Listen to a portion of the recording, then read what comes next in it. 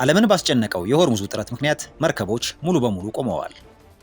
የፕሬዝዳንት ትራምፕ ተቀባይነት ወደ ታሪካዊ ዝቅተኛ ደረጃ መውረዱን ጥናቶች አመለከቱ። የተባበሩት አረብ ኤምሬትስ ከኢራን እጅግ ከበድ ያለ ማስጠንቀቂያ ተሰጣት። ከግሎባል ቮይስ ኔትወርክ ኤርሚያስ ሞገስ ነኝ። ወደ ዝርዝሩ።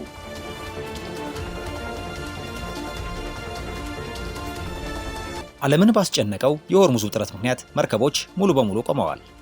የሆርሙዝ ሰርጥ በአሁኑ ሰዓት በአሜሪካና በኢራን መካከል ለተቀሰቀሰው አዲስ የጦርነት እሳት ዋነኛ ምክንያትና የዓለም ቀውስ ማዕከል ሆኗል። በአሜሪካና በኢራን ጦርነት ምክንያት በቀን 130 መርከቦች ይሻገሩበት የነበረው ሰርጥ ጉዞ አሁን ላይ ሙሉ በሙሉ ቆመዋል።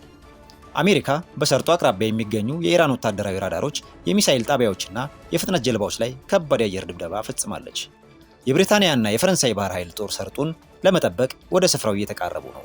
የዓለም 20% የነዳጅና 30% የማዳበሪያ አቅርቦት የሚተላለፍበት በመሆኑ ለዓለም የኢኮኖሚ ስጋት ፈጥሯል።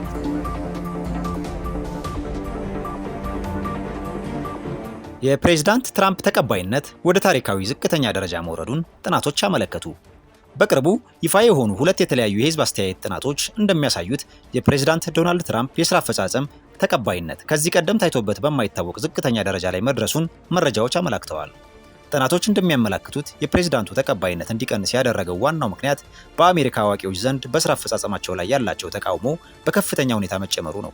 የፖለቲካ ተንታኞች ይህ ለውጥ በፕሬዝዳንቱ አስተዳደር ላይ እየተረጋገጠ ያለውን የፖለቲካ ተግዳሮት የሚያሳይ እንደሆነ ገልጸዋል። ይህ መረጃ ፕሬዝዳንት ትራምፕ በወቅቱ ካሉባቸው የፖለቲካ ፈተናዎች አንጻር በቀጣይ የህዝብ አስተያየትና ድጋፍ ለማግኘት በከፍተኛ ጥረት እንደሚያስፈልጋቸው ያሳያል።